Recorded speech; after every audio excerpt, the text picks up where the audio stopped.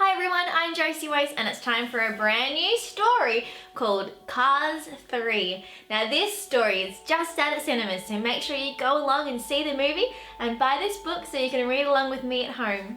Here we go. Lightning McQueen was a special race car.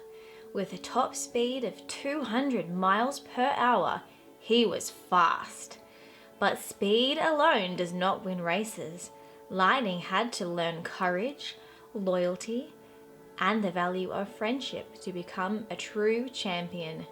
Now he's the proud owner of 7 piston cups. It was the first race of the season at the Motor Speedway of the South. Lightning McQueen was leading the pack, ahead of his rivals, Cal Weathers and Bobby Swift. All 3 cars stopped for new tires, but Lightning came out of the pits the quickest to hold on to his lead. The 3 cars battled. It was a race to the finish. Then Lightning burned around the final bend to take the checkered flag. Ka-chow! The next race in Arizona saw Lightning tear up the track, just as before. With 1 lap to go, this time McQueen and Swift were going head to head. But as the flag came out, a slick black racer made his move. Jackson Storm zoomed past them both to take the victory. "What a pleasure it is to finally beat you," Storm teased Lightning after the race. Everyone was shocked that a rookie had beaten Lightning McQueen. In the TV studio, Natalie Certain and Chick Hicks looked back over the race. Jackson Storm is part of the next generation of high-tech racers. The racing world is changing, and next gens like Storm are taking advantage, Natalie explained. "For the better, if it means that my old pal Lightning is out for the count," Chick Hicks chuckled. The new season was about to get interesting.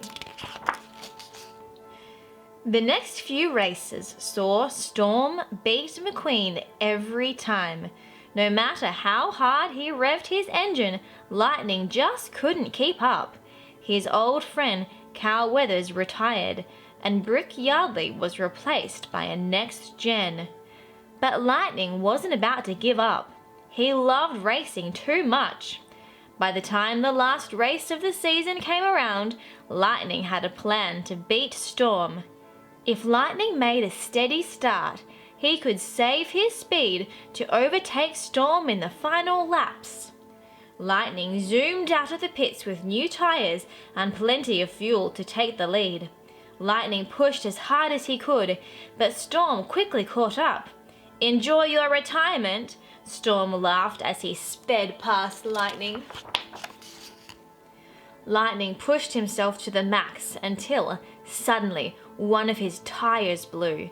His friends in the crowd gasped as he lost control and went spinning across the track. Crash! A terrified Lightning flipped into the air in a cloud of sparks and smoke. Crash! At last he skidded to a stop.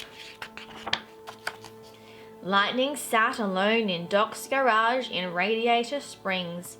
Months had passed since his big crash. "Are Lightning McQueen's racing days really over?" the radio crackled. Lightning sighed. Then he watched a film of an old race, the one where the fabulous Hudson Hornet had crashed. Doc Hudson had never raced again. Sally and Mater visited Lightning to try to get him to train again. With his friends there to help, Lightning decided he wasn't ready to quit just yet. Lightning knew what he had to do. All his friends in Radiator Springs gathered around as Lightning spoke to his Rusty's sponsors.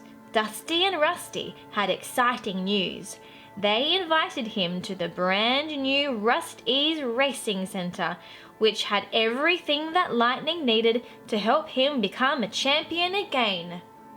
After getting a cool new paint job from Ramon, Lightning rolled onto Mac's trailer, feeling great. Rusty's Racing Center, here we come, Lightning smiled. But when he arrived at the racing center, there was another surprise in store for Lightning. Rusty and Dusty had sold the Rusty's brand to a new sponsor. Sterling was in charge now. Sterling was a big Lightning McQueen fan and had collected memories from some of Lightning's biggest wins. There were even some jars of dirt on display, taken from all the different Piston Cup tracks. Wow, said Lightning. Sterling showed Lightning the training area. Lightning couldn't believe his eyes. Is that what I think it is? He gasped, staring up at a big racing simulator. 3 next-gen racers cheered as a yellow car on the simulator took the checkered flag. It looked just like being on a real track. Who's the racer? Lightning asked. No, she's a trainer. The best in the business, Sterling replied. The yellow car's name was Cruz Ramirez, and she was going to be Lightning's new trainer. All the young racers looked up to her. She was a cool and calm car who had great speed too. Plus, she knew what to do to get the best out of her trainees. If anyone could help Lightning make a comeback, it would be Cruz. Training began straight away with some simple exercises, but all Lightning wanted to do was to try the simulator. Instead, Cruz made Lightning join the others on the treadmills. While the next gens zoomed along super fast on their machines, Cruz had set Lightning's treadmill to just 5 miles an hour. We need to save your energy, she explained. We'll work on your speed after your nap. Lightning was not happy, but Cruz was right. Lightning felt much better after a short sleep. Then another racer rolled off the simulator. Lightning saw his chance. He sped away from Cruz and drove up the simulator ramp. How do I launch this thing? Lightning wondered. Mr. McQueen, wait until you can handle it, Cruz called, chasing after him. Sterling drove up to watch his star racer in action, but Lightning lost control and crashed through the simulator screen. Cruz asked her boss to give Lightning a second chance, but Sterling wanted to talk to Lightning alone. He called Lightning into his office, which was packed with Lightning McQueen posters, flags, cardboard cutouts, and even mud flaps. Sterling told Lightning that he wanted him to give up racing and get rich making movies and TV adverts instead. Racing is the reward, Lightning tried to explain. I don't want to cash in. He begged Sterling to give him a chance to make a comeback. Lightning was done with treadmills and simulators. He needed to train his own way and get his tires dirty. Sterling agreed that Lightning could go to Florida with Cruz to compete in the Florida 500, the first race of the Piston Cup season. But if Lightning didn't win, it was to be his last race. Lightning and Cruz headed out onto the Fireball Beach to start training. Lightning raced to the pier at top speed. Cruz had planned to drive alongside him to track his speed, but she couldn't keep up with him. Her wheels just spun on the soft sand. Lightning tried to show Cruz what to do, but she kept getting stuck. Then at last she tracked him all the way to the pier, but Lightning's top speed was still slower than Storm's. Lightning needed to race against real racers. When he spotted a sign for the Thunder Hollow Speedway, he had an idea. He would race at the track there in disguise. He didn't want the cameras following his every move. Soon, Mac's trailer was transformed into a party supplies truck, and Lightning was covered from bumper to bumper in mud. His famous number 95 was now a muddy number 15. They rolled up to the speedway just as the race was starting. Lightning introduced himself as Chester Whipplefilter. Then, to Lightning's surprise, Cruz drove up beside him. She joined the race under the name Frances Beltline. Cruz was going to track Lightning's speed from the middle of the stadium. "Welcome to the Thunder Hollow for tonight's Crazy 8, the announcer boomed. Lightning and Cruz looked at each other scared as stacks of tires exploded and cars began to smash into each other all around them. This wasn't a normal race, it was a demolition derby, and there was no escape. "Make way for the undefeated champion, Miss Fritter," the announcer roared as a terrifying school bus thundered onto the track and charged towards Cruz. Cruz couldn't move. She was frozen with fear. But Lightning spotted the danger and pushed Cruz to safety just in time. The action continued until a huge water tanker tipped over, spraying Lightning with water and washing away his muddy disguise.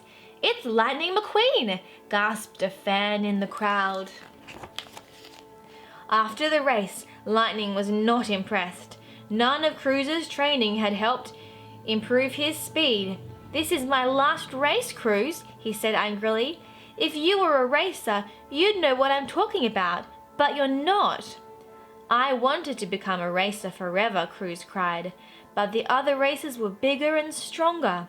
I didn't belong." She wished him good luck before speeding away back towards the Rusty's Racing Center. Later, inside Mac's trailer, Lightning couldn't sleep. He decided to call Mater. "Tell me what the problem is and we'll fix it," Mater smiled. Lightning sighed. Doc could always fix Lightning's problems, but he wasn't around to help anymore. There was nobody smarter than old Doc, Mater agreed. Except for maybe whoever taught him. That was it. Lightning had to find Doc's old crew chief, Smokey. The next morning, Mac and Lightning headed for Thomasville, Doc Hudson's hometown racetrack. On the way, they rolled up alongside Cruz. "Come with us," Lightning said to Cruz. "I'm sorry I yelled." Cruz came on board at last. Lightning told her about his plan to find Smokey. They traveled on for miles until Lightning spotted an old sign. "Welcome to Thomasville, home of the fabulous Hudson Hornet," it read. The old Thomasville track was no longer in operation, but it was still perfect for racing. Lightning and Cruz couldn't stop themselves from testing it out. They whipped around the track. Lightning couldn't remember the last time he'd had so much fun. But as they skidded round the next bend, the cars had to brake hard. A figure stood before them on the track. It was Smokey. "I know why you're here," Smokey said to Lightning. "You're thirsty." Puzzled, Lightning and Cruz followed the old truck. Smokey introduced Lightning and Cruz to his friends, 3 racing legends who had competed with Doc, or Hud, as they called him. Smokey told a story about a famous race where Hud had flipped over the top of another racer in the home straight to take the victory. Cruz and Lightning were amazed. Later on, Smokey and Lightning rolled outside. "I need your help, Smokey," Lightning said. They talked about Doc. "Racing was the best part of his life," said Lightning. Lightning didn't want to think that his own best years were behind him. Smokey smiled. He agreed that Hud had been sad after his big crash, but told Lightning that being his crew chief had made Hud happier than he had ever been. "Racing wasn't the best part of his life. You were," Smokey said kindly. They headed back to Thomasville track. Smokey had some wise words for Lightning. "You'll never be as fast as Storm," he explained, "but you can be smarter than him." To beat Jackson Storm, Lightning was going to need a training partner, so Guido and Luigi worked speedily, fitting racing tires and a sporty spoiler to Cruz. They even taped Jackson Storm 2.0 to her side. Cruz was good to go, this time though as a racer, not a trainer. Smokey gave Cruz a head start of 3 laps. The racers took off together, but Lightning couldn't catch Cruz. There was work to do if Lightning was going to beat the real Storm. Smokey trained Lightning and Cruz hard. They pulled heavy trailers, dodged bales of hay, and even steered through a stampede of tractors. As they raced through a wood, Lightning's new wrap tore away. The training was tough, but Lightning wasn't about to give up. He was starting to feel like his old self again. There was time for one last race in Thomasville before they had to head to Florida. Cruz had just a quarter lap head start this time. Lightning went out fast. He had never felt better. He pushed hard around the bend, but it was Cruz who finished first. Lightning crossed the finish line and slowed to a stop. He was shocked. Even after all his hard work, he still wasn't fast enough. Lightning was out of time. He needed to head to Florida. The day of the Florida 500 race arrived. The stadium was packed full of fans, excited to watch a great day of racing. All the gang from Radiator Springs had come to cheer on Lightning. Smokey was there as Lightning's crew chief, and Cruz and Sterling were in the pits too. The racers were called to the grid. Lightning took a deep breath as he waited for the green flag to drop. He took off, and to everyone's surprise, number 95 made a strong start. Lightning pushed hard and began overtaking the racers in front. Cruz tried to help, giving instructions to Smokey to pass on through his headset, but Sterling saw her and ordered Cruz back to the racing center. "Take off those racing tires," he told her. "You're a trainer, Cruz, not a racer." Lightning heard every word. As the race continued, all he could think about was Cruz, her speed on the simulator, all their races in training, and how Cruz had beaten him every time. Straight ahead, a car had smashed into the wall. Lightning swerved and headed immediately into the pits. "I need Cruz back here," Lightning told Smokey over his headset. He had realized that Cruz was a racer after all. A puzzled Cruz rolled onto the pit lane. Guido, Luigi, and Ramon worked quickly. When they had finished, Cruz had the number 95 painted on her side, Lightning's number. Lightning looked at Cruz proudly. "Today's the day, Cruz. You're getting your shot," he told her. "I started the race, and you're gonna finish it." As the race resumed, everyone was amazed to see a different number 95 on the track. The green flag dropped and they were off. Cruz started slowly, but Lightning knew what to do. He asked Smokey for the headset and took over as crew chief. Lightning told Cruz to think back to their training and imagine that Miss Fritter from the Demolition Derby was on her tail. Then he got her to remember the stampede of tractors in Thomasville. Cruz imagined the cars as tractors. She looked for windows to steer around the other racers. The plan worked, and Cruz began overtaking the cars one by one. "Go, go, go!" called Lightning. With a lap to go, Cruz drew up alongside Storm. Storm was desperate to win. He wasn't about to let some rookie beat him. Cruz tried to pass on the outside, but Storm swerved hard, crushing her against a wall. "You don't belong on this track," Storm yelled. "Yes, I do," she cried. Remembering Doc's move, Cruz flipped up and over Storm. She touched down again on the track in front of Storm, crossing the finish line in first place. The crowd went wild, and Lightning couldn't have been more proud of his friend. Sterling interrupted the celebrations. "I could use you as a racer on our team," he said to Cruz. "Sorry, Mr. Sterling, I would never race for you," Cruz replied.